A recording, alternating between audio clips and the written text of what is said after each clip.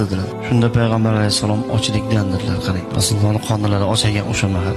Shunda haligi sahobiy yig'lab, sizni qorningiz ochsa-yu, men shundoq yurarmidim deb orqalariga sekin qaytib bir xurmozorga borib, ana shu xurmozorning egasi bilan bir bitim qildiki, "Ke mana shu xurmoyini sug'orib beraman, har bir paqiriga bir donadan xurmo berasan."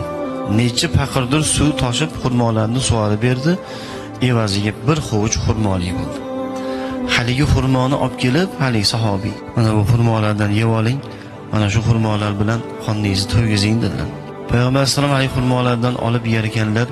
"Shu xurmolarni borib ishlab qiynalib men uchun olib keldingmi?" dedilar Payg'ambar sollallohu alayhi vasallam. "Ha, ey Allohning rasuli, nima uchun bu ishni qilding? Sizni yaxshi ko'rganligim sababli" dedilar. Payg'ambar alayhisalom xurmoni yerkanlar, "Ha, meni yaxshi ko'rasanmi?" "Nihoyatda yaxshi ko'raman ya Rasululloh.